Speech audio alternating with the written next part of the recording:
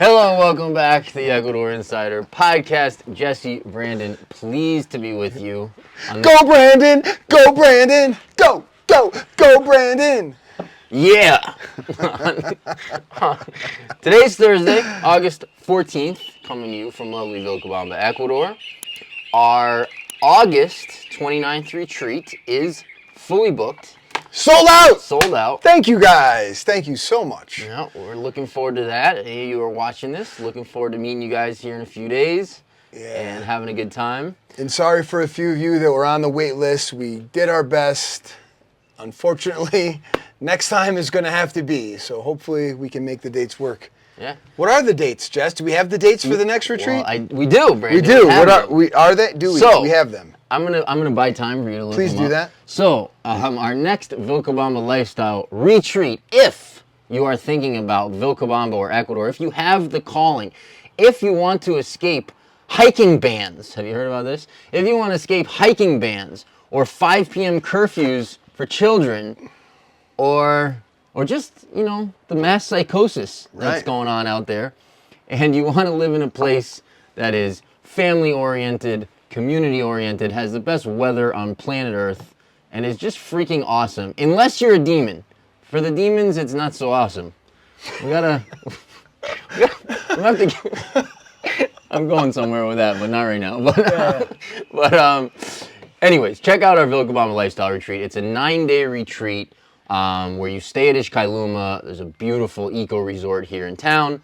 It's an amazing way to unwind, relax, let the nervous system kind of take a break. And full then you spa. Get full spa, pool, views, restaurant that looks over the valley, individual cabanas. It's really nice. In addition to like a 9-day crash course on Ecuador. So you get a very hands-on approach to touring all of the areas and getting expert panels, Q&As on every topic that could possibly interest you if you're considering living here and doing life here. So very cool experience, and we'd love to have you. And when's the date? January 24th to February 1st will be our 9th Vilcabamba Lifestyle Retreat. So if those dates work for you and you're interested, please check the link in the description below. Book now. Like we're limited on the amount of rooms we have available. We have a wait list already. So if that's interesting to you and it works with your timeline, book below. And we'd love to see you down here. Yeah, and we're only running 2 or 3 of these a year right now, and we may not run them forever. So if if Ecuador is interesting to you, if this is interesting to you, jump on it. Let's see you down here in January, and let's have a great time. All right. It's been a while. We took a break from the pod for a couple of weeks, which was nice. We're hosting some folks and doing some different things, so that was fun. You know what? Actually, let me start right here. So, there is a family who has been here for quite a few years, a foreign family, been here for quite a few years, and they had a little bit of tragedy is perhaps too strong a word because no one died or anything, but it was tragic. It was devastating. That's the right word. Had a devastating situation where I don't even know if this is, if the story is not perfect, correct me, but basically a water reservoir collapsed, and as a result, the water came streaming down a stream bed, basically, from the mountain, and just washed their whole property out. Took everything. They had lots of animals and lots of course, stuff. And it was just a financially devastating event that took place. Of course, emotionally, all that as well. So there is a link. If anyone out there would like to send donations, we're going to put a link to their Give, Send, Go. Give, Send, Go, in the description below, and that would be greatly appreciated by them. They really truly got wiped out, on their property here, and any donations would be greatly appreciated.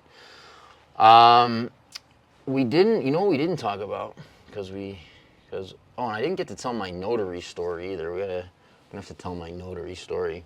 Okay. The earthquake. We had tsunamis and stuff.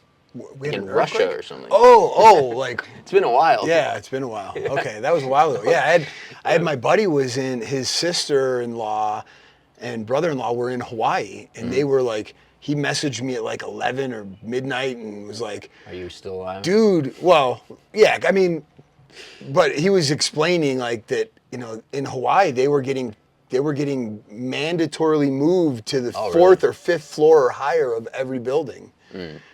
For as far inland as they could go and up in blah, blah, blah. So I think thankfully, it wasn't as devastating as it could have been, perhaps. No, it could have been a lot worse. Could have been a lot worse. But yeah, just the fact that was a thing and there's people there on their honeymoon or vacation and running up to the fifth floor because of an earthquake in Russia. Is that right? That's where it was? I thought that's what you said. I saw a video of waves hitting the Russian shoreline that were wild from this earthquake. Yeah. Yeah, it's crazy weather, man. Yeah. Did you see these electrical storms in the U.S. that they've been showing? Like, you ever seen that movie War of the Worlds? I think there's two of them, but I guess there's a new one with Ice Cube. No, definitely didn't see that one. I think there was an older one as well. I remember the name. I don't recall ever seeing it. Well, I watched the new one with Ice Cube the other day, but I'm pretty sure there was an old. It was actually not bad at all. Get out. It was not bad at all. With Ice Cube. Yeah, and he's like an old man now, like you and I. But he's cool. Is he still cool or no? Yeah. Coolish. There was a 2005. Yeah, with Tom Cruise. Right. I've seen that one. Yeah. Wait, so there's another one. There's a one. I was thinking of a movie you were talking about from like they did in like radio shows back in the 40s and 50s. War of the Worlds kind of thing. World. I don't know. I mean, let me see if what I'm talking about here. So there's a new one from 2025, War of the Worlds. Yeah. No. Yeah, with Ice Cube. Anyways, but in the War of the Worlds, they show these electrical storms that happened right before this alien invasion that look exactly like the electrical storms that I keep seeing in my Facebook feed that are happening right now in the U.S. I saw lightning strike Mondongo last night. Yeah, you would be more interested in this if you had seen these videos. They're wild. Huh. Okay. Yeah, like you really want? Okay. Yeah. Yeah, I don't know. I have not seen those videos. Yeah. Well, it just goes hand in hand with, the flash flooding and the earthquakes. Yeah. I don't do social media, man, anymore, really. Yeah. I mean, I know we're on it right now. I guess this is a form of social media, but I don't Facebook. If I look at Instagram, it's because a friend of mine sent me some comic post, or something, and I watch that and I scroll once or twice, send something back, and then that's kind of it for me these days. But I mean, I'm on Twitter more, X. Yep. But yeah, I've been a little more removed from that even. So the electrical storms and aliens. Yeah, I did actually. Not the aliens. Well, that's interesting. I'm not connecting those dots. By the way. Okay. I did see an X feed that went into detail about.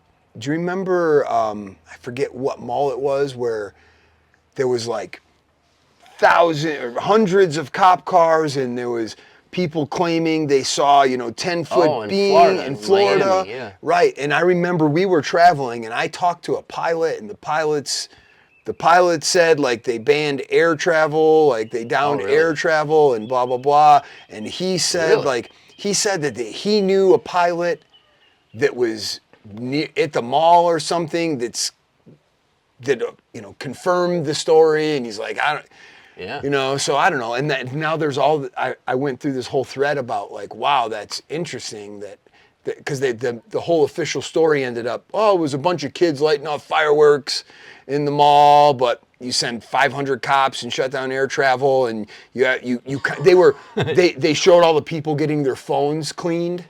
Really? They were stopping them and deleting things off their phones, and I'm like, wow. Been going on forever, man. That's like Men in Black kind of stuff, yeah. Which I think all that's real. Like, I don't, Yeah, I mean, did you ever watch I thought of you when I watched this movie. I couldn't sleep, and I was like... You couldn't sleep when you were thinking about me, huh? Yeah, right. It keeps me up at night. Not sure how I feel about that, but all right. No, did you ever see the movie Infinite? with Mark Wahlberg. Let me look it up. I'm not sure. But If you haven't seen it, you Yeah. should watch it. Okay, what's the... It's a few years old, but it's about like alternate lives and reincarnation, kind of, you know. I might not have. I might not Really? have. It's doesn't- entertaining. I mean, most of his movies are entertaining, Yeah. at the very least. Yeah, totally. But this one's got some like cool, kind of. I like the infinity symbol on the cover. Yeah. What's the plot summary? Do you have like a? No, I was just looking at images of the... Oh, it doesn't ring a bell to you. No, I don't think I saw this. It doesn't ring a bell. No. No, I mean, ultimately it's. Oh, hallucinations are actually visions from past lives. Yeah. Yeah, I like this kind of stuff. Yeah, so in the concept of the movie was there's this group of Yeah, I want to watch this. of folks. Do you want me to tell you anything or no? I won't remember. It's fine. Tell Okay, me. but there's like this group of infinites. They call themselves as infinites Oh, yeah. that are able to recall thoroughly their past lives. Yeah. And you know, they're kind of like superheroes in a way, like trying to fight the good fight, a lot of them, right? It's a group? Well, it's not really a group, but yeah, I don't. Oh, it's not a group and they have powers and they have like a force after them. They're trying to kill them. No. Okay. No, there's another fellow incarnate, infinite incarnate, they call them, or whatever they call them. Okay. That is like done. Like, I don't want this anymore. And the only way, he's convinced that the only way to escape, quote unquote, is to destroy the source of life. Like, to destroy life, you know, like. It's always the case, right? Right. So no, but it's just like, there's some, I mean, again, it's not like super deep, but it's just interesting that like, it's not that old of a movie. And again, you're like, where do these concepts come from? Some of the technology they're using to try and get Mark Wahlberg's character to like, remember who you are, you know? Yeah. Like, all right, how much of that is real? How much of that exists? You know, I don't know. Anyway. Yeah. Well, yeah. I don't know, man. All I have to say is interesting times in the world. I think it's an interesting time for people, for everyone, for all of us to be facing ourselves and to be making decisions as to like what timeline and what path we want to walk, as there is a lot of crazy stuff going on. And I think, you know, it's not a fear thing. Like, the crazy stuff for me is not like an, oh my God, this stuff's happening, I'm so afraid, like, at all. It's more so an indication of the time we're in and an indication of, you know, different choice points and like different realities we want to experience. So I think it's an interesting time for people to sort of, for all of us, myself included, you know, for everyone. I mean, it is always a good time to do this, but, you know, to take stock of your life, your path, where you're at, what you want to be doing, where you want to live, who you want to, you know, who you want to be with, you know, just what you want to be doing day to day. Yeah. What you want, you know, what are your values? What are you looking for in your life? Who are you? Who do you want to be? What do you value? How do you want to spend your time? What do you want to teach your kids, if you have them, right? I mean, Yeah. answer those like for real, Yeah. and then live it, Right. right? And that's the trade, right? That was even the trade for, you know, my family coming here is, you know, is the day-to-day benefits of living in a place like this worth missing out on some of those other things that you left Right. from the States, Right. right? Is, you know, like Like T-ball, like Little League. Little League or, you know, every, you know, like we don't go back for every holiday, but like getting together on 4th of July or Labor Day or barbecuing or, you know, getting together with family on trick-or-treating or from the neighborhood, you know, that kind of stuff. Again, there's some level of that here. They do trick-or-treat here. There's kids, they do that, but it's, you know, it's not with your family. It's not with your core friends most of the time, or your core friends from that life or neighborhood. you're not getting together for 4th of July barbecue. So those are like drawbacks. Like those Totally. are real. Like, hey Totally. man, I missed that, or I miss missed the cabin. golf. I missed going to the cabin. I miss going fishing. I miss doing that. Yep. Is it worth it to have the everyday be better? Right. Like to have the everyday be more rewarding, or more opportunity to be rewarded, with peace and nature and activities and community and a different culture and yeah, and for some people it's no. It's like, no, I don't want to do that. I want the convenience. I want my 2-hour Amazon. I want,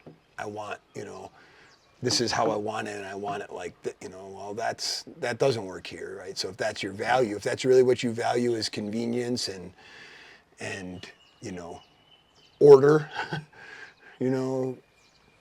it's probably not here that's going to, suit you well. Although I would argue that it probably is what you need most. Well, right. But that doesn't mean you can handle it. Right. Yeah. Yeah. They've banned hiking in parts of Canada. Yeah, I heard you mention the hiking ban. They actually did that? Yeah. No. Yeah, look. Find Where? something on it. Oh, God. Are you serious? Yeah. Because I think the justification, Oh, I even what saw a shame. even saw an official talking about it, like this lady. I think the justification is because of forest fires, but I think that I heard this lady saying, well, our first responders are busy and they won't be able to help you if something it came happens. up fast anyway. Let's see. Yeah. Nova Scotia's hiking ban is... Wow, you are not allowed into the woods until October. You aren't allowed to even let others into your woods if you're the landowner. It's a $25,000 fine. So this guy intentionally got a $28,000 fine because he wants to challenge it in court. But this is a real thing. I mean, like, this is the level of dystopian, Orwellian hell that the West has descended into. Wow, this is straight from the Canadian government. Yeah. It says that they're claiming that they're saying that 81% of the total areas burned were started by lightning. Okay. So, I mean, I just want to just point out the pure genius logic. So you can't ban lightning, so it's been hiking. Yeah. I mean, people attract lightning, don't they? Yeah, okay. I mean, that's a lot of... If They're saying forest fires started by lightning represent 45% of all fires. Okay. By lightning, do they mean dew? Lightning? You mean dew? Yeah. Like Mountain Dew? No. Like what? Like dew? Like morning dew? I mean, you get it or you don't. I don't get it. No, not sorry, morning dew. man. Wah, No. wah. All right. If you know, you know. Okay. I got a headache already. Okay, so I mean, that is the official story. They're banning it for the safety of... Yeah. They're keeping folks. people safe. I feel like we just went through a period of time like that. Interesting. Wow, that's crazy, man. $25,000 fine. And you can't use vehicles. What? Well, they cause climate change. Wow. Yeah. So that's happening. That's wild, man. It's Camping and amazing, fishing like, in the woods it has been seems to banned. be the authoritarian stuff, the model of sort of like get people to, submit to any crazy idea, seems to really be the strongest in the crown colonies. Yeah. And it's like, right, is this the Hegelian dialectic in a way, or no? Is this something different? Is this like... Yeah. They're trying to For sure. to save you from a hypothetical emergency. Well, and maybe by taking probably one that was they created also. Potentially, right? I mean, you can literally watch videos of like lasers coming out of the sky and starting fires dude, that are not fake. With AI anymore, I don't know what to believe anymore unless I see it with my own eyes live. And even then, I'm questioning it sometimes. Yeah. Well, here, I got another one for you. Look up 5 p.m. curfew in the UK. Just speaking of the Crown. 5 p.m. Yeah. For kids. UK. For kids? Yep. The UK.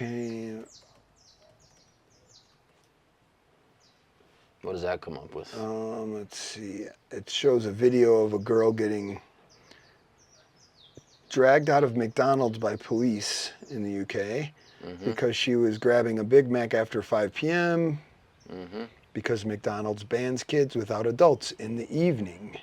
Oh, it was McDonald's. I don't know. That's the first thing that came up when I saw it. Okay, right. so maybe I'm... So let's see. Okay. So maybe it's not an actual curfew. It's just It's McDonald's saying that after 5 p.m. kids are too rowdy or something. Yep. Okay. Curfews now. Restaurants in Bolton. Oh no, that's old. Okay, so I think that one wasn't. Yeah, I think that's as bad. Yeah. Yeah, it's not as bad. No. Yeah. But yeah, I watched that video of them arresting this little girl. Yeah, I guess it's only at that branch potentially too. Okay, it was like a local McDonald's kind of. All right. That's absurd. Well, of course it's absurd. Yes. So. Okay. Yeah. Anything else I can debunk for you? I heard you have a really good beard. I mean, I like it. I mean, many people don't like it, but it's okay. I like it. No, nothing to debunk there. I got nothing else. Nothing else. Trimmed for you yours. to debunk. I did. I saw myself in a video. About with how my grizzly you were? gigantic beard, and I was like, this is not. No more. This is not good. I like it. So yeah, I think it looks good. What's up, Quinn? Down. What's going on? I'm getting my shorts. Getting ready for practice? How's your leg? Good. Good. The strips are falling off. All right. Should I switch it? Nah, just put the. Switch the tape and then put this on. You can try. Here, have Mom try. So good. No, you go. No, So I have a quick story. I win. You win. I have a quick. You don't want to know why you win? Because you want to talk. No, because you didn't. Imagine. You didn't really have anything to say, so you just insisted. Imagine. that- I'm right though. No.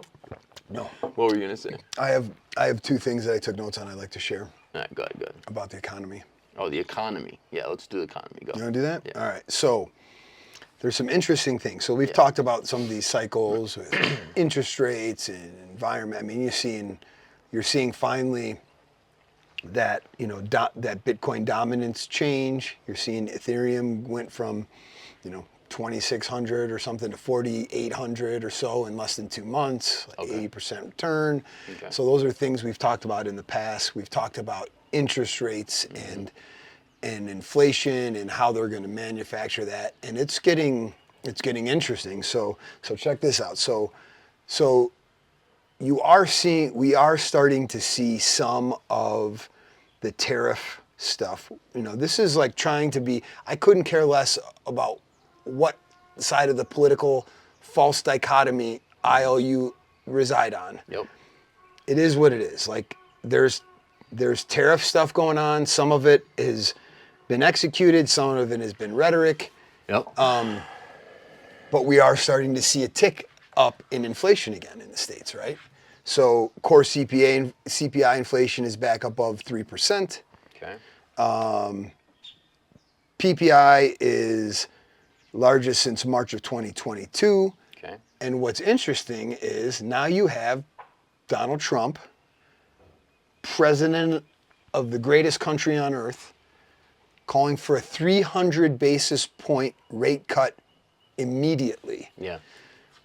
in the face of rising inflation, which is unprecedented, Yep. right? And so that's interesting. So CPI at 3.1. You're seeing inflation. If you look at the trends, it's starting to decelerate under short-term trend analysis anyway. What is? Inflation. Inflation, yeah. But the crazy so like the chairman of the Fed, Powell, has been, hardcore. We're not raising rates. Like he's been kind of adversarial, if not directly adversarial with Trump, right? You're not pushing me around. We're gonna do blah blah blah blah blah, right? Well, we're not pricing in cuts. We're not doing any of that. We're not nowhere near that, especially not in. Well, it's interesting. So now that not only is Trump saying like you're going to cut rates, he's demanding it in tweets like it should be It should be happening now. And guess what? If you look at the Fed match tool, like that gives like probabilities on when rates are going to get cut and what's the likelihood and when, blah blah blah. There's now a 94% chance of a rate cut in September, with markets pricing in the base case of 3 rate cuts in 2025, right? In the face of rebounding inflation, right? And Donald Trump's saying like, that's nothing. That's nothing. I think we should cut 300 basis points now, which is 3 times larger. Yeah. Than the largest cut in history, which happened in COVID, March of 2020. Okay. So I don't know. That's interesting to me, right? So, in addition, like how strategic is all of this? Because at the same time, Trump is publicly talking about how he's narrowing down Powell's replacement choice. So. Powell's term runs through 2026, I think, May of 26. So he's got a little bit of time left. But like, think about how strategic this is. So now, as soon as he names his candidate, like, because I don't know if he can technically, I don't know the legalities of whether he can actually remove Powell from office or not.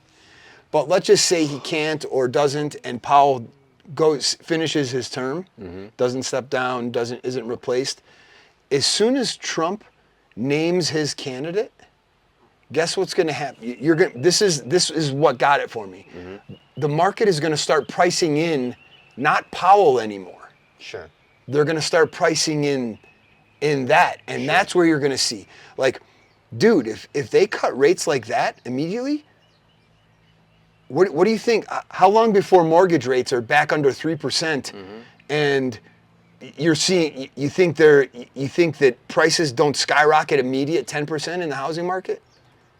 Right. You don't think risk on assets everywhere just bounce immediately from something like that? I mean, it's happening, dude. Right? Yeah. Like it's I don't know. It's interesting, man. That historically, you wouldn't see even rhetoric like this with some level of inflation trend, and that's the part that makes you wonder. Like, all right, is some of this acute responses to tariffs that will over a longer time horizon be net beneficial or not? Like, that's the part that people, grasp onto, like, emotionally, like they know what's going to happen and what the implications are, and so, and they know like how it's going to impact this. So of course, anybody that sees the inflation data that hates Trump is already seeing. Look, I told you, I knew this was going to cost us with tariffs, and there are going to be people that are on the other side. They're going to be like, oh, give it time. We don't know, and I don't think either side really knows. Like nobody's astute enough to fully understand the complex ramifications and machinations and how this all plays out with reality and other moving parts and narratives. And I don't know. I just thought that was very interesting. It's super interesting. Yeah. No, there's a lot of pieces here. I mean, I think, like, first of all, right, it's just important to understand the context of this stuff. Right, so So debt-based monetary system. Yeah. You have inflation built into that system. Debt and currency are the same thing. I don't think like people don't understand that. Right. Like if you look at a chart of the money supply and a chart of debt, it's the same chart. Right? I don't think people like realize or understand that like all this stuff. We're always talking about growth. Right? It's like you need growth. Well, why? Because it's a Ponzi scheme. Mm-hmm. Because if you don't keep creating new currency to pay back the debt on the old currency, the Ponzi scheme collapses. Right. So we need debt to forever go like this, and we need the money supply to forever go like this. And GDP needs to go like this. GDP. And when it doesn't, that's when, they change the rules or you see an increase in government spending that they get to count as offset, GDP. right, exactly. Well, it gets to count like to offset, I mean like a lower, lower growth. GDP, less growth. So, so we had what? They had the income tax. What year was the income? It was prior to World War I, right? It was they got the Federal Reserve, and then they passed the income tax. Yeah, Federal Reserve was like what? 1913, I think. Yeah. So I don't know. The federal income tax came either just before that or just after that, and probably just after that. And so people need to understand like it's a private bank controls the nation's money supply. There was a whole wars were fought over that. I don't mean wars necessarily like guys shooting each other, although in a roundabout way, but this was a debate all over the world, but certainly in the United States since the beginning of the country. Up until the founding of the Federal Reserve, who controls the nation's money supply, it matters. And then they created the income tax for the system to work, right? So like that's literally the collection mechanism for whoever the interests are that control the money supply. That's the collection mechanism. Mad geniuses, man. Geniuses, it's a brilliant system. So I think it's important just to understand that. And then we're in this time, and you've talked about before, like the kind of quantum financial system and the parallel financial system that's kind of running parallel to the current system. And we've heard things put out in the media, like the Great Reset, and this time we're in where we've perhaps not, but perhaps in some kind of way we've reached somewhere around the mathematical limitations of how much debt and new currency you can create, and just talking about the dollar, before you have to have a reset, right? And we're in this time where they've offloaded. If you look at a lot of inflation, I don't know if it's inflation. A lot of money supply, which is inflation, has been offloaded into cryptos, right? And into digital assets, basically, like into digital casinos. assets, right? In the casino. But I mean, imagine if like everything that went into cryptos hadn't, right? Had either gone into like gold and silver or real estate or stock market or some combination of those, or just consumer spending or some combination of those. It would be a very different environment, like talking about inflation and interest rates and all that kind of stuff. Like they've, a lot of, so if you're conspiratorially minded and you think we're moving into a different, which isn't even conspiracy, and we're moving into a different system, a digital system, right? That's kind of happened already in a significant way with blockchain. So I don't know, like all that is just context, but like that's all interesting to me. And then I tie that into like all these other things, right? Where we've got probably for the first time in certainly my lifetime, but probably way before my lifetime. I don't know, I think JFK made it. Well, anyways, first time we've got actually like a U.S. administration openly and publicly talking about ending the income tax. And we have that in the context of what you're talking about, where there's an open war, which is also the first time I believe in my lifetime, where there's an open war of words between the Fed chairman and the president. Well, I think normally, the way the Fed has operated forever is in obscurity, in as much silence and anonymity and obscurity as possible. They don't want people to know they're slaves. They don't want people to understand, money creation in the monetary system. And so the Fed has always operated quietly as just like, oh yeah, we're just, we set interest rates and that's what we do, and we love you, and and so I think it's an interesting peek into the dynamics potentially between, in terms of power structure, where presidents, who's more powerful, like the people that control the Fed or the president? Good question, right? Historically. And why were presidents quiet about all of this always? And why is the president not being quiet about it now? I mean, they're just questions. Yeah. There's different smart people and logical people could have totally different answers on that. And they do. And they do. And then I like, it's interesting to me too, in terms of the inflation piece as it relates to Trump, because it's like, a lot of people would argue, like fiscal conservatives and, a lot of economists and probably also people that just don't like Trump would argue, hey, this is irresponsible, right? Like he's going to drive, the money supply is going to increase dramatically, lots more debt and, inflation, and this is all irresponsible policy. And he doesn't care, like that side of things would say, well, he doesn't care because he just wants a good economy while he's in office, like all the presidents, right? He just wants a good economy while he's in office. He wants asset prices to be in good shape while he's in office, and someone else will have to deal with kick the can down the road. So that, that's an interesting argument. It's a logical argument. But that versus he knows something. Yeah. Right? That versus he knows something in terms of the stuff we're just talking about, where we do have a new financial system theoretically being rolled out, probably more than theoretically, being rolled out. No, it exists. It exists.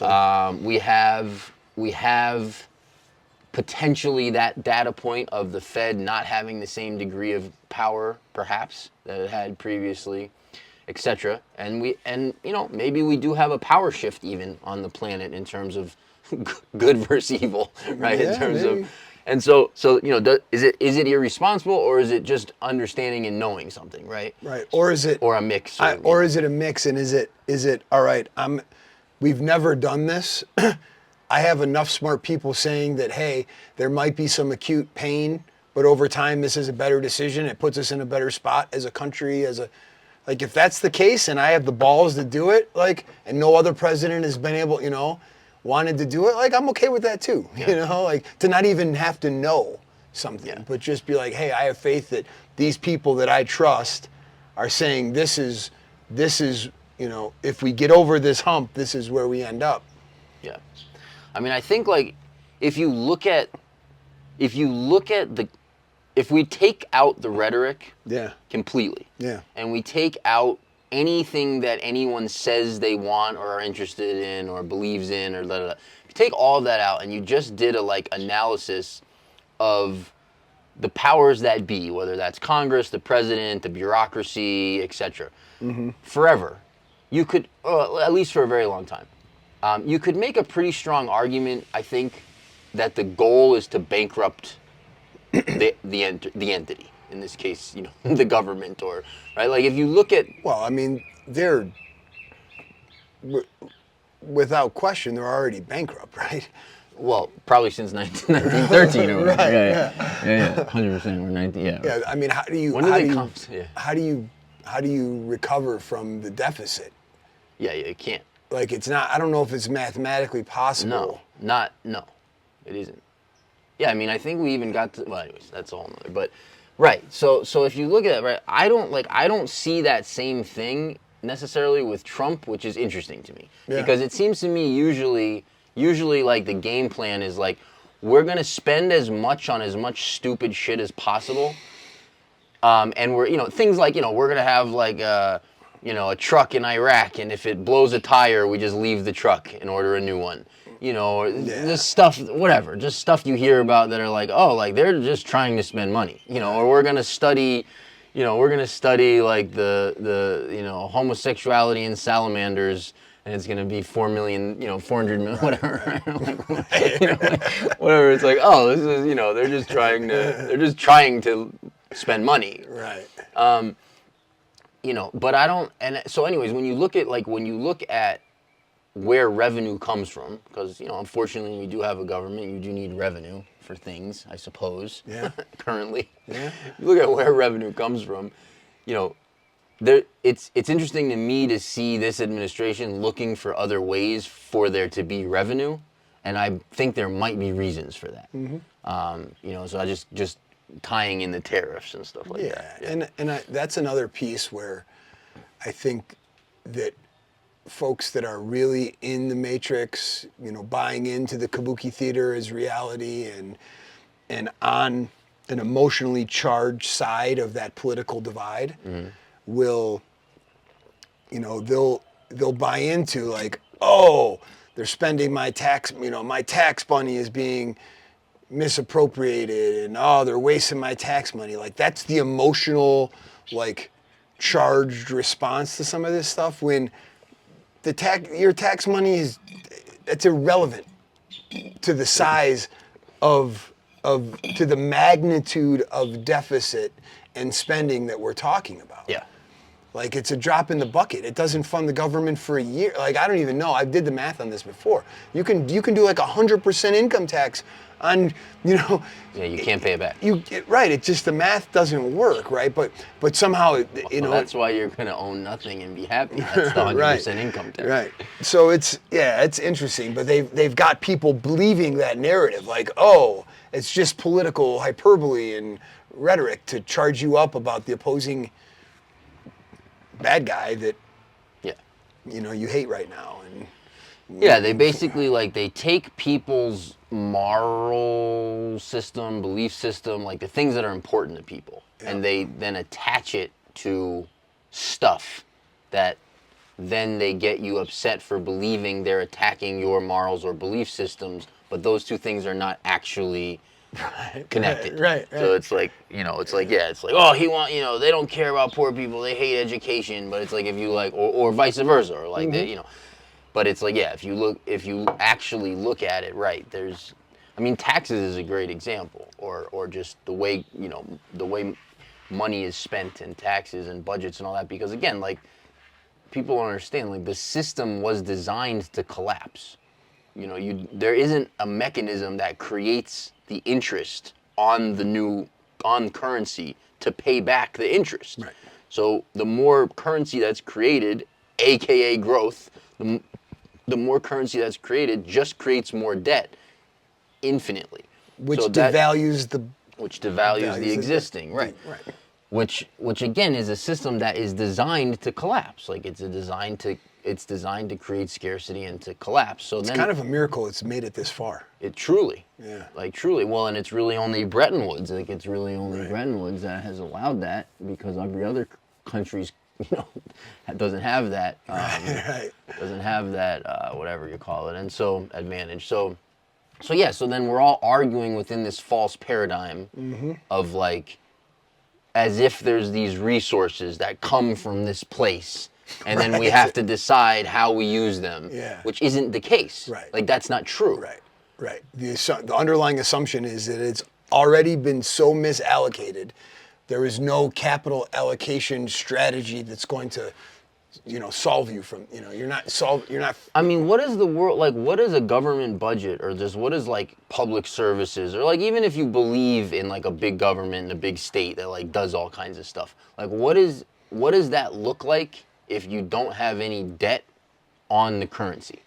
Right. Like, if we had some little tax that said, like, okay, like consumption tax or an income tax or whatever, but you have, like, some little tax that generates, like, hundreds of billions of dollars, and you actually then, like, spent that on public services that people want, or, like, the big government some people want, or, like, right, like, what would that actually look like if you didn't have all the, you didn't have the debt that's just attached to currency creation? Right. And maybe for me the better question is, like, where, if the world is in so much debt, to who? To who, exactly. That's my favorite question for anyone who, like, doesn't understand how money's created and Right. how all that works. Yeah. Who are they in debt to, right? Who's everybody in debt to? Who are the governments in No, debt to? there's a great meme, you've probably seen it, of like, a visual representation of Earth as a spinning ball.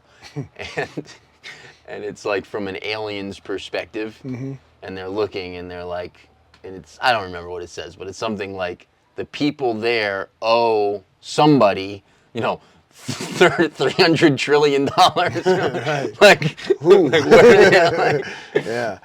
I just saw this. This was from the most recent producer price inflation.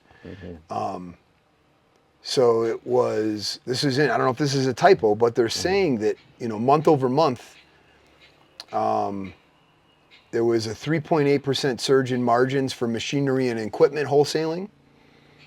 And this is the part that's surprising to me. Fresh and dry vegetables jumped 38.9%.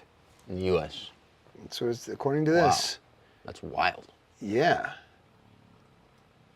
So core PPI excludes food and energy, went up 0.9% after being flat. But fresh and dry vegetables. 38%. 38 month That's to like, month. Oh, that's month to month. Month to month. That's not year over year. No. It says month to month on July. Huh.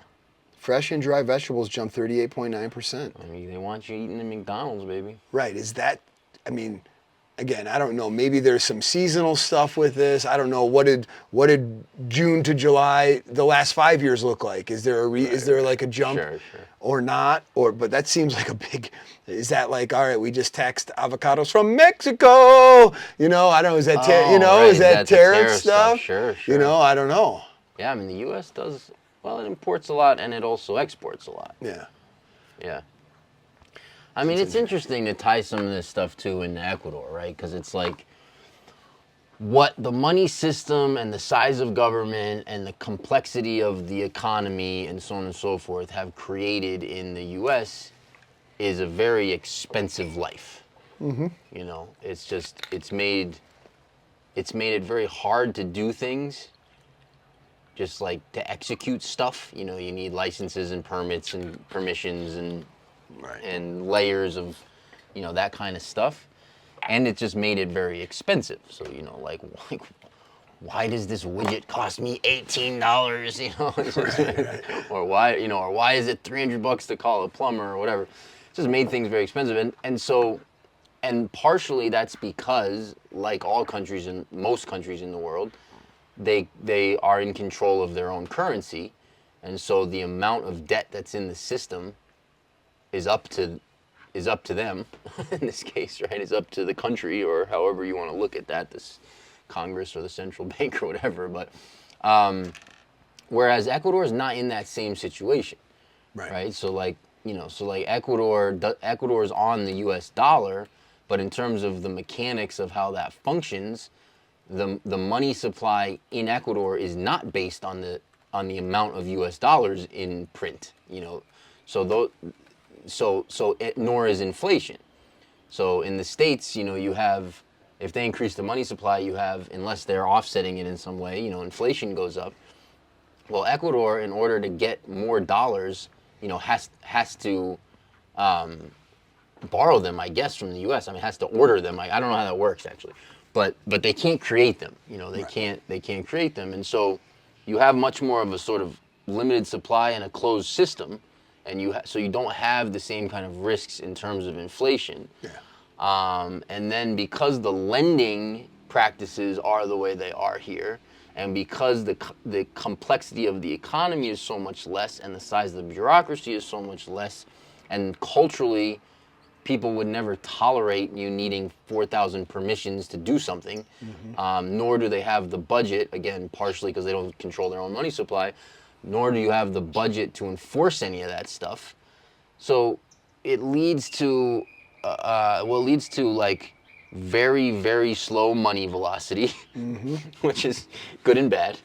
But it leads to a very different lifestyle where, you don't, you have everything's just slower, not just money velocity, but everything. And then the way people think is much different, where it's like, people are not competing for the latest car or the nicest house. People save their money and they invest it in their children and things like that.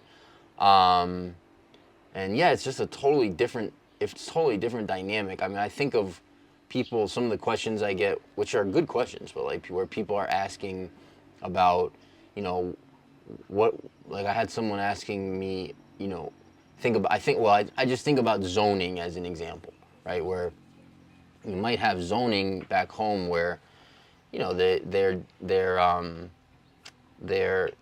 mandating right down to the length of your grass. Yeah. Whereas, you know, here zoning just means, is it industrial area or is it not an industrial area? Like that's essentially the you know, that's essentially the end of zoning.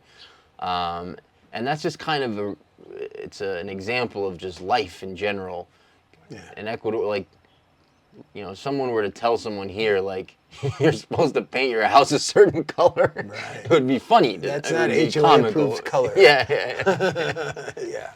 Yeah, it's interesting when you think about, you know, the whole debt-based society, U.S. dollar, and how it does act different here, and it creates different opportunities. So you could say, you know, like velocity of money, that's a good thing and a bad thing, depending on how you look at it. But, you know, it really, from like an investment perspective, when you look at what Ecuador offers inherently from a resource perspective, and I mean like, you know, physical land, you know, like there's not a ton, you know, there's a lot of mountains, but then the flat and flatter areas in rural Ecuador, which are pristine and undisturbed, and, you know, like they've been stuck in a time warp for hundreds of years with amazing soil and clean water and next to national parks or rainforest and clean water.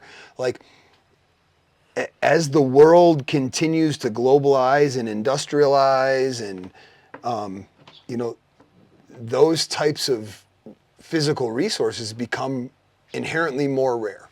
Yeah. Right? Because they get developed in other places and they get, you know, and with that they become more valuable, right? So you have that like working for Ecuador just inherently, organically, like that, those things are becoming more valuable every day in the face of, you know, a slower velocity. It doesn't matter, which just means it's more affordable for more people should they recognize the trend, you know, before the masses, right? Yep. Like that's how everything works, right? Things get more expensive. You get the price appreciation, the massive moves after the masses find out about it, like after everybody's in. That's what, you know, because then the demand outpaces the supply, right?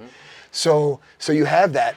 And I think, so that's interesting from like an investment perspective, is that you have that steady, slow, kind of slower velocity of appreciation, but you have the inherent, like, it's becoming more valuable by the day working for you. And then I would argue that the lack of the debt-based system, or the way it acts here, you know, in the real estate market particularly, where most people don't have mortgages, you know, like a lot of them, you know, you don't have that hyperinflation in real estate prices. You don't have the interest rate games that people are playing. You still have the spread, but you're not having that where all of a sudden, oh, now I'm going to go buy a bigger house because my mortgage is going to be cheaper. And you have that, you know, synthetic inflation in prices that lead to booms and busts in real estate markets in the West and other places, which are great if you're like astute and in it and that's your game. You can make a lot of money really fast in that world, right? The risk is you could lose a lot of money really fast, right? So you don't have that risk here in markets like this, where you have the underlying attributes becoming inherently more valuable without that risk of hyperinflation up until a point. Eventually there'll be a time where Ecuador is not affordable for most people, or that prices do bump when the demand outpaces the supply, you know, when the masses get there. It's not there yet, right? So it's an emerging, developing country, and I just think from an investment perspective for me, like, it kind of aligns with the lifestyle. Like, it's Yeah. like less stressful, like it's a less stressful way to invest. It's a less, you're kind of giving up the chance to hit a walk-off grand slam, to win the World Series overnight. Right. 100%. But you're hitting doubles all day, like all day, every day I'm hitting doubles, Yeah, it's what it offers in that way is tremendous stability. Right. And you want to know something interesting about that? Even if you go back and you look at historically, which you can only do through talking to people, because there's no data. But if you by talking to people, if you look at the historical data on which you can get a pretty good sense of doing that, because you can ask them, like, well, what did you sell this for? What did you buy this for? Mm-hmm. What you can go back quite a ways that way.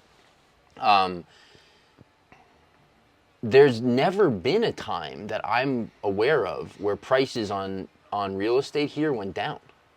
Now, I don't mean there hasn't been pockets or cities or things like that. Like, I know there was a period of time, for example, during COVID, where Quito and Guayaquil and some of the cities lost a little bit price-wise. Mm-hmm. But in terms of the rural areas, were gaining during that time. Mm-hmm. So, in all my understanding of all of the history of land here, it's steadily gone up forever.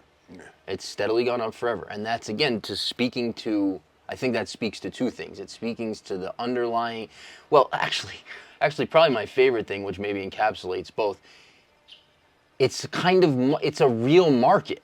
There's actually supply and demand. It actually speaks to, like, how much land is there, how many people are there, and what do they want to do with the land, and then, there's actually real price discovery in that versus price discovery just being a mechanism or a result of the debt market. Right. So like, yeah, exactly to your point. Like, you're not going to be flipping houses here. Right, right. Because it doesn't exist. You bought it for $350. It sat on the market for 2 years. You sold it for $365. Right. Like, that's not a game here. But there's money to be made in real estate in other ways, in subdivisions and things like that. Just in developing, there's plenty of ways to make money. But it's not that game. But yes, you're never gonna have a situation where, like, there was a banking crisis, or there was something happened in the debt markets, and all of a sudden, my house that was $4 million is worth $50,000. Like, Right. Yeah. That's interesting, man. It's because it makes me wonder, right? Because, it makes sense that prices do rise over time because we're measuring them in U.S. dollars. Well, and there's always population increase too. And there's always population increase, and the debt increases in the U.S. do indirectly and in some ways directly influence Ecuador, although The whole world. The whole world, right? Yeah, the whole world. Yeah, right. Yeah. But you see how it does act differently here. And when it's hard for people to understand, well, it's the same dollar. How does it have a higher buying power in Ecuador? How can you buy 4 or 5 times more food or 4 or 5 times more toiletries than it's the same dollar? How is that possible? How can you have a different, and it's really simple. People don't think about it. It's just like the difference in cost of living from, middle of Nebraska in the to New York City, Right. Wow, you people in the same professional level, same job, make more or less money in those areas. Well, why? They're on the same dollar too, right? Well, it's just the cost of living, right? That things cost more or less based on supply and demand, in a lot of cases of the dollar. There's more demand to live in these areas, right? So they can, and maybe some of that is inflated or synthetically incentivized to generate higher salaries with, good old boy networks and chicanery and all that kind of stuff too. But I mean, it exists everywhere in the States too. The dollar doesn't act as Right. like one thing, and it acts different in other places too. And there's different exchange rates and Right. yeah. Exactly. Yeah, and yeah, I mean it is. We've talked about this before, but it truly does behave as because it's what your point is absolutely accurate. Obviously, in terms of like it has different value in different places in the U.S., but it truly acts as a different currency here. Like it could be called anything. Like it doesn't. The dynamics again. There's no central bank printing it here. Right. There's no. So the dynamics are completely different. Right. What is that called when you're sending money? I mean, a big chunk of, I looked this up before, but a big percentage of the U.S. dollars in Ecuador are from Ecuadorians working in the United States sending Oh, is that money right? back. Yeah. I know it was I forget it was there's a a term sizable for that, percent. I forget what it's called. But, I mean, it's also really interesting too. I mean, interest rates here are always, since I've been here in 2013, they've been really high and pretty steady. Right. They've changed very little the entire time I've been here, and they've been very high. Well, what does that do? It stifles growth, it stifles inflation, and it slows everything down, which is exactly exactly what we have. But there's some significant benefits to that. yeah. Yeah. Just I was curious, I looked it up. So in 2000, Ecuador had like 12.5 million people, and in 2020 it had 17.5 million. So I don't know, I mean percentage-wise, it's a large change. Yeah. 12.5 to 17.5 in 20 years. Yeah, I mean, I remember seeing recently there was something like where Ecuador has one of the largest, 20 to 25-year-old populations. So that jives with Yeah. whatever sparked the babies to come, Yeah. Yeah, although Ecuador is always behind in all those trends. So it's like anyone in Ecuador that's like over, 60 at this point, like has like as many kids as like our great grandparents did. Right. But then the people who are our age don't, and the Yeah. people who are younger than us really don't. And you're even in that trend now where even when I got here, truthfully, when I got here, it was super uncommon. Like almost never did you see women over 25 without children. That's not the case anymore. No. Like that's now just in the time I've been here, that's changed. Yeah. Well, just that family that we're friends with over, the Quinn's best buddies, the grandparents are in their probably late 60s. They've got 8 or 9 kids that are between, 25 to, 35 or something in that range, 38 in that range. Yeah. And the oldest has 3 boys. And I think one of the sisters, who's about 40, has got a 15-year-old son. And the other ones don't have kids. Yeah. None of them. Wow. And maybe one. That's unusual. Yeah. Right. Well, but it illustrates what Yeah, you're it talking does, about, yeah. like in one family, in one, Totally. one transition here, right? Like, yeah, it's interesting. Yeah. It's a different, it's just just much less craziness. It's just a very different mentality and way of life here. Yeah. It's older, it's more traditional, and it's just a totally different perspective. Like there's just, I think about, if you think about the morals and values of the U.S., there's a lot of them actually that I really appreciate. Like, like the whole sort of your words, your bond, and the individual matters, and sort of pull yourself up by your bootstraps idea, and there's a lot of great, I think, aspects to the culture in the U.S. And there's also the whole side of U.S. culture that is just completely financially motivated in every action, basically, right? Where money has kind of become God and has kind of become the driving factor. Money, social status, how good you look on TikTok or Instagram or whatever, and that's also a big aspect at this point of U.S. culture. And just because of sort of the way things developed in the U.S. and the powers that be and whatever, you have, again, a very dynamic economy, which has a lot of benefits, but also has a lot of downsides, particularly in an environment where things go wrong, right? Like if things go wrong in not only an economy, but in a place, an economy that dynamic, but also in a place that regulated and that controlled and that sort of dependent on the exterior, dependent on the services in the, the different, all the services that exist. It's created kind of a crazy place in many ways where life is very expensive, also very stressful, and the values and morals have shifted enough where it's like it's not necessarily like family first and kids first and quality time first. It's sort of like Instagram story first and getting a raise or a promotion first or those kinds of things. So yeah, that's just a very that's very juxtaposed to not only life here but just the culture, right? The values of the culture here. It's just a much simpler, more traditional, more agrarian, family, people, life here, and it's just the truth. Yeah.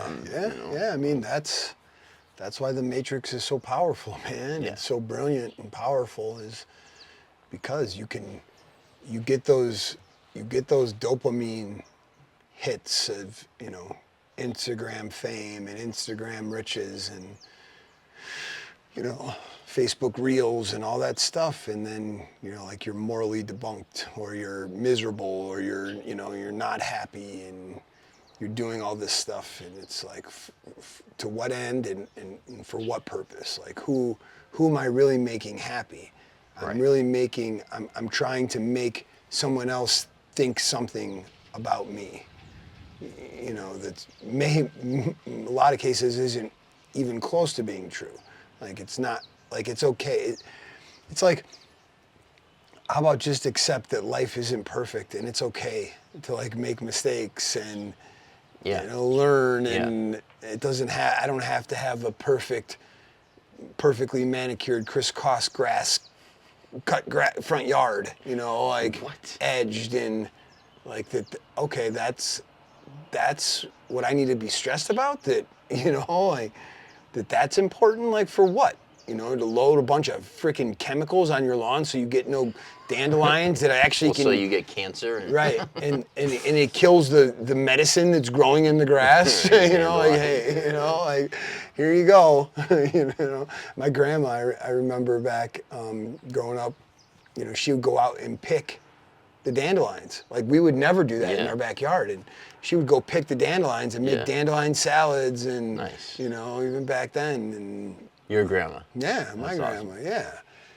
And, as a kid, I used to be like, what are you doing? Those are weeds, and then with age, you learn about like, oh, wow, there's actually wisdom in there, right? And it's not like that it was just the way she was raised. And that's similar to how like even here where there's not a lot of that wisdom documented in Ecuador with local families. Right. And, just with like when Quinn cut his leg and they're like, okay, can't eat potatoes and he can't eat bacon and he can't eat this. And he's like, and this is going to help him heal faster. And, they have, or here are these herbs, take these herbs, drink this tea and blah, blah, blah. And, we had, was it a buscapina, I think, was one of these plants, herbs. And, somebody from Bella's dance group was, we were talking about this stuff, and I think Marchena like brought over a whole plant of buscapina and just, like, here, plant this, like you'll have it all the time then. And, nice.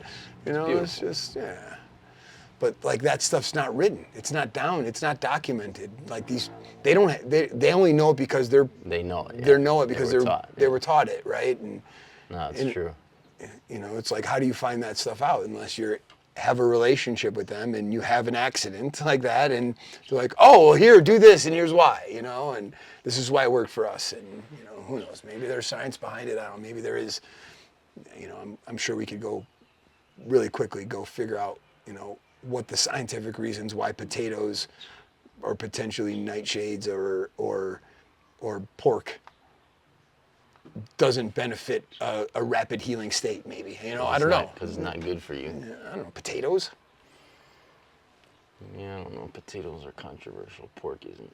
I don't know. Pork is. That's why they can't look up. Why can't they look up?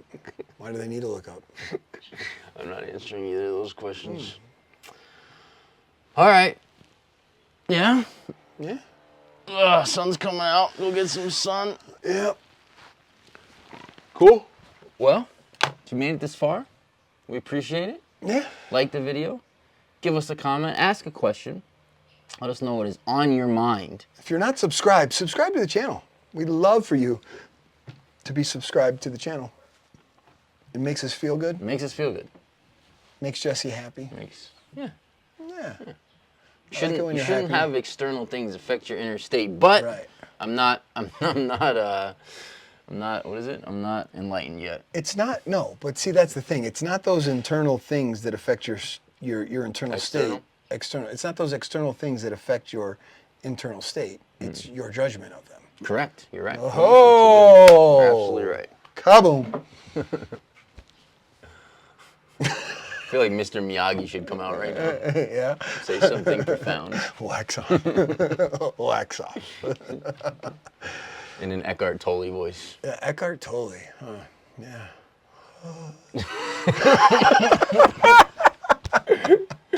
I won't do it. I won't do it. But I'm disappointed. If you'd like to join us someday on a retreat, we have the new dates, January 24th to February 1st. Yep. Click the link below. We'd love to see you down here one day, guys. Oh, until then, We'll see you next time. see you next time. Ciao, guys. Hey guys, thanks so much for tuning in. Taking this quick break to remind you, we run Vilcabamba lifestyle retreats. If you're interested in checking out this area, hanging out with us, getting all the information you could possibly want, and having a great time, check out the links below. Thanks so much. Back to the program. There's definitely a difference in culture in Cuenca in that way. Like, I was talking to this lawyer the other day, and he just, like, the humanity is less, clearly. Like, there's not a single lawyer in Loja who would have, like, had the demeanor that he had Right. on a phone call. I couldn't crack him. Like, I couldn't crack him. I'm one-on-one. I couldn't crack him. Like, he almost smiled a couple of times and then, like, stopped himself. Huh. Interesting. Yeah, I mean. And go ahead. No, it's definitely a different environment, right? It's a much bigger city. I mean, we wouldn't call it a metropolis in the States, but for Ecuador, it's kind of, an Ecuadorian metropolis. I mean, it's the third biggest city in the country. Is it third biggest? Yeah. Yeah. I think by a lot. Like, I don't think anything else is even close to fourth. I believe. So you have that. You have a little different culture. You have a different mix of community. You have, bigger area where there's probably a lot more people that are further away from their roots, further away from,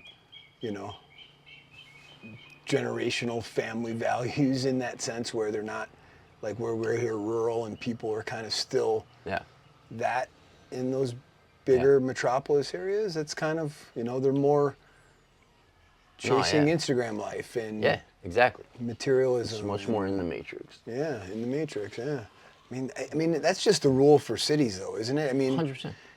It is, and then like this I don't know if it's the silver lining, but some of those subcultures of cities, those niche cultures, are folks that are still deep in the city, but way out of the Matrix. Like what? Like who? What do you mean? Like deep cultural, where they're living the culture of the city, like in those niche areas. Oh, I see what you're saying. Like a skateboarder, or like or like the artist, those right. Right. They're kind of taboo, but like they're like the groups that are like you would from the outside they're deep in the Matrix, but really they're not. Like the old school, like Rage Against the Machine, rebel, anti, anarchist kind of guy. Those subcultures still exist in cities. Yeah, I'm sure. Yeah, and that's which is Oh kind of man, cool. you like Loja is a unique culture, man. Like Lojanos who are upper class, successful, and from all like outside perspective, deep in the matrix, Yeah. are genuine and awesome people. Yeah, yeah. Who- And helpful And helpful friendly. and kind, Yeah, and will take yeah. their time and are human. Yep. And won't, and you know what the big difference is, I've realized, between Loja culture and, I mean, it is Ecuador in general, but there's something unique about the Lojano culture, which makes sense if you look at the history and like where the foundation, where like who the peoples were that settled in different places and blah blah blah. And then the influences since then. I mean, that's the other thing, dude. Loja was cut off from everywhere forever. Because of just The fucking the road to Cuenca was Right. dirt, like Right. not that long ago. I mean, dude, I talked to the guy that brought the first. I mean, this is what he told me. The guy, he had a picture of it. The guy that brought the first car to Loja ever was in 1970 something, like 76 or like. That's wild. Yeah, and that was the first car. I mean, they were literally they were riding horses predominantly in Loja, probably through the 90s or something. That's crazy. I mean, there were cars at that point, but like how many? Right. Like I've seen pictures of Loja not that long ago where like there's horses tied up on the town right. center square. Yeah. Yeah, so it was pretty isolated, but I don't remember what my point was before that. But yeah, it's a different place. Yeah, I mean, go ahead. Go ahead. No, I think the folks, most of the Lojanos that I meet, because we've met now a bunch of upper class Lojanos, from Quinn's travel soccer team, and they're all doctors and lawyers and professionals, and they're very proud. They're very formal. Yep. But very friendly. It's weird. It's like they're conservative in a way, but like they're not conservative in friendliness. You know what I mean? Like sometimes conservative people seem like or hanging out. It's like Yeah. it's like that. Like you've sussed it out. It's exactly right. Like exactly what you're saying. So they're like very formal, very polite, very conservative in that way, and then they're the funniest, like Yeah. just cut loose, Right. like your best, They're not hang out. stuffy, No, right, they're yeah. not stuffy at all, like, Yeah, at all. no, Like, it's really cool. Dirty humor and And they care about community too. Even Oh, yeah. even there, like they care about family, they care about Yep. community. I was on a call last night with Brian from one of the Carolinas, Ken and Amber from the retreat of a Yeah. year or so ago. They were they were Brian and his wife went to the same church as Ken and Amber back in the States years ago, and they were kind of friends that way, and then kind of lost touch. And I saw a Facebook post that Ken's in Ecuador, and then followed up, and then he's reaching out. So I was on the phone with him for like 2 hours last night, and he was talking about how he's feeling called here, and he's like, I just got this, this thought in my head, and I just have been spending hours of the last couple of weeks, hours and hours and hours researching Ecuador. And he's like, I watch your videos and other videos that I see, and that's what I see. Like I'm getting that, formal, community kind of first vibe from things, not even being here. Like he was getting that. Yeah. So it was just kind of cool to see him like, yeah, man, it is kind of like, again, I don't know what it was like to live in the 50s and like the Southern Belle, Georgia, some small town there, but I feel like this is like the Ecuadorian version of something like similar that. to that. Way a long time ago, though. Yeah, I don't know. I mean, I grew up in 40s, a small town. 50s. I grew up in a small town. We didn't have any of this. Like, none of it. Right. And maybe that's me romanticizing Maybe, it. but I don't think so. It seems like, it would be something like I think that. when life was slower and there was less movement and community ties went further back and deeper, Right. I think, and there was less government. That's the other. Yeah. That's a huge piece that people don't like. That doesn't Yeah. get understood. Right. Is that we've been trained where we come from to expect the solving of our problems to be external. Right. When this happens, I call this person. When this happens, I call this, this is the, and that's not how life is here. And so that's also, it's like I wonder, like, what was, I don't know, and some scholar will blah, blah, blah this in the comments. Don't do that. Don't do it. But because I don't believe, I think history and everything is so different than what is taught. Yeah. I just don't believe very much of it. As I've discovered in my own world, the truth on things just in my own experience, and I've realized how different they are than what was taught to me. I've realized, everything's like that. Right. So I don't know, but I would bet that in the U.S., prior to there being a quote social safety net from the government, I'll bet life was just like it was here in that way. Yeah. Okay, there's a guy that doesn't have food. I'm pretty sure people were probably doing charitable things, right. or the family members or whatever. Yeah. But then it was like government stepped in and took that role over. Yeah. And was like, that's no longer your responsibility, that's our responsibility. Right. We're going to provide welfare and housing and food and, we're going to take care of this and take care of that, policing and, all of it. Right. And so yeah, that's and that part took of it away. It took the, right. Yeah, that's interesting you say that, because in that conversation with Brian last night, I thought about mingas. Right. Like here, and I explained to him the concept of a minga, and when, right. something bad, your roof collapse or some emergency and you don't have any money, and the community throws a minga, and they come together and they bring time and resources and food, and they fix the problem, like that's awesome. No, and they're just such good people, man. Like I had these two guys this morning came to the office. They wanted to discuss a property that they have for sale, but the paperwork isn't in order. And so I told them, I would research what it would take and see if there's any way we can work together or not based on the results of that investigation. But I had recognized them, and then I realized that they live and own property right next to a little property that I have that I don't live in, about 20 minutes away. And we're talking, and so it turns out the guy is also had brought me like the receipts and like all the stuff for this water canal that my property has water from, but I've never really dealt with it. Just over the years, people have said to me, and I've been like, yeah, just tell me what I need to do, but it just hasn't happened. And so anyways, they were showing me what I owe basically for the last like several years on this stuff. And I was like, yeah, of course. But like, if they wanted to, they could have bullshitted, they could have BS'd me no problem and charged me all kinds of stuff. And they were explaining to me like what, this was never transferred over to your name. It's still in this person's name. And he has another property that's also on this water line, but that's a bigger property. So he's just been paying like but your portion, we think your portion is just this amount, so it's $6 or something. And then, right.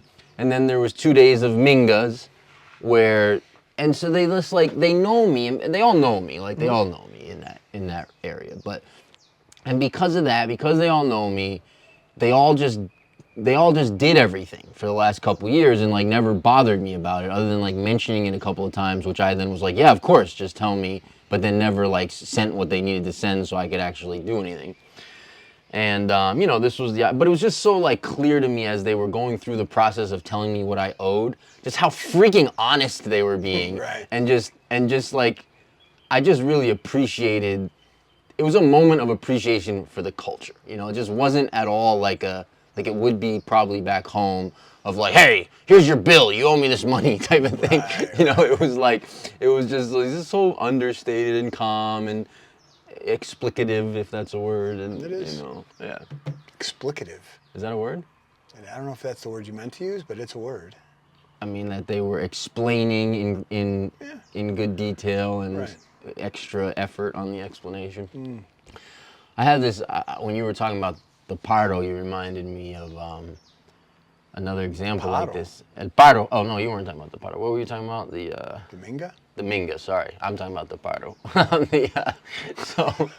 So there was we have in this country, but I don't know if that's happened since you've been here. Has it? Has there been like a national strike since you've been here? Yeah. But there's been several of them since I've been here. But I mean, maybe there has. It's not affected the road to Loja. yeah. If there has. Which been it one. usually had.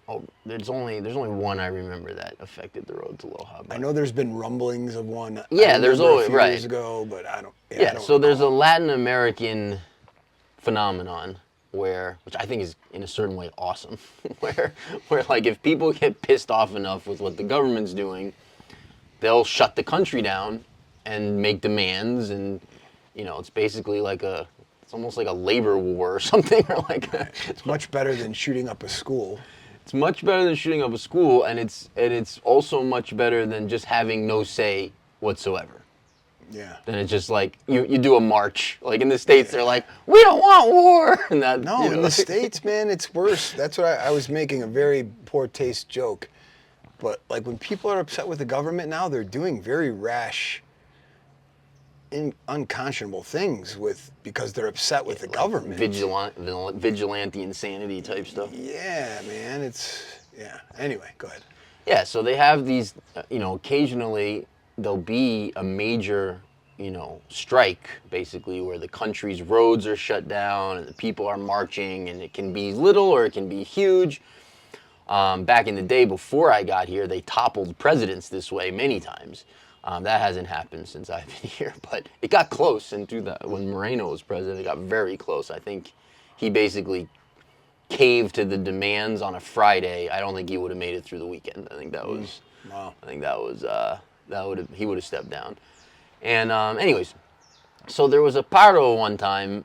I don't know. This had to be 6-7 years. I don't know. And we're on our way back from Loja, to where we lived at the time in Landangi.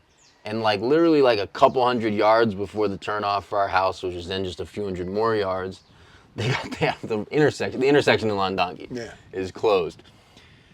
And there was some testosterone in the air. Some people were pissed off. I mean, Ecuadorian pissed off. So no one was making noise or doing anything. But you could feel it was a little bit of a strong energy. So we're just sitting there just waiting because there's nothing else you can do. And this elderly, not super elderly, but our age basically. This lady probably in her 60s or something like that, possibly 70s. She was standing there and she looked in the car type of thing, and there was probably Jacob was probably a baby or something, or probably a baby or something. And she sees our situation, and she goes and handles it. She's not involved. I think she just lived there, and she basically yelled at them, and they all listened. She basically yelled at them. She was said something about whatever is fine, but she's like Hamas, which is never. She's it's almost the most animated I've seen someone get. She's like Hamas, it was all in Spanish, but Hamas, the kids are gonna be affected by this. And she got them to let us through out of her motherly indignation that there's a young child, there's a baby or a young child in the car, and they need to get home, and and they were all just oh yeah, and just opened it and let us through. Oh, that's funny. But it was just awesome. it's such a great example of just the family first mentality. Yeah. And how people are with that here. It's if there's kids involved, that takes precedent in any sort of walk of life. Right. Yeah. Yeah, you see it, even there's it's summer here, so the kids are out of school, and one of Quinn's buddies from the older Loja team, his grandparents live here in Vilcabamba, so he spends a lot of time here with them, so he's been hanging out a lot, and we've met the grandparents, and Quinn's gone to their house, Santiago's come to our house, and Santiago, his grandpa picked him up, Quinn up here from the house one morning, and then we said to him let us know or send Quinn home around this time or whatever, or sooner, but, let us know when he's on his way, or we'll message you. And, we needed him to come home sooner for something, so Tiff messaged Santiago's grandpa and said, can you send Quinn home? And he responded something like, something along the lines of like that we interpreted as like he's saying goodbye to Santiago and then he'll come home because he can just walk up. They were at the stadium. Yep. And then it was like 45 minutes and Quinn wasn't home. And so then we messaged again and said like, hey, is Quinn still there? Blah, blah, blah. And he said, yeah. I'm like, can you please send him home now? And, then his grandpa came and he apologized. And he's like, I'm sorry. Like, I misunderstood. Because we're doing, like we're translating English to Spanish. Right. And he's like, I misunderstood. Like, I don't want you to think that I was holding Quinn here. Like when you wanted him home, like I misunderstood. I thought it was okay. Like you just wanted him to, send him up sometime. Yeah. But just the point that he was here and he's like, no, I think he's like, it's very important that you understand that when, that I'm looking out for him. I don't know, the way he explained it, and I'm just like, wow, he didn't have to do any of that. It's not his responsibility. He didn't have to come. He didn't have to pick him up, and now he's like calling ahead and saying, hey, we're stopping by. Is that okay? Is it okay if Santiago said, Quinn said it's okay to come over, but I want to check in with you to make sure it's okay. It's just like, I don't know. It's just, it's cool. I mean, maybe that's expected everywhere, but it's a little bit like a next step that's like, man. Yeah, and there's a different way about it. It's a good example of that mix of like formality and friendliness and humanity. It's like, it's the formality also. Right. And he's probably like usted and like, doing the whole like formal thing, but it's also super human and super friendly. And, and it's like, it's focused on the kids. Like they're doing whatever. They're like making sure the kids are taken care of. They have food. They're, doing what they're supposed to, taking them here and there. I don't know. Maybe that's just being a grandparent in some ways, but I don't know. It was, it's pretty cool. Yeah, it's people first, right? It's people first, baby. On all this stuff. People first. All right, you ready? What are we gonna do? We're gonna do a podcast. Do you know what we're gonna talk about? No, not really. I have a couple of things that I like worldly things, local things. No, worldly things mostly. Okay. Sure. Let's do it. You have the dates to the. No, that's your job. I'm just gonna I'm gonna say January and then look at you. It's literally not my job. And then you're gonna, off the top of your head, you're gonna nail it. I'm not. I'm gonna look it up right now because I don't know. Hello and welcome back to the Ecuador Insider Podcast. Jesse, Brandon. Hey guys, we're here in Vilcabamba with the Abundant Living team. To learn more about our next retreat, click the link in the description down below. From our family to yours, welcome to Vilcabamba.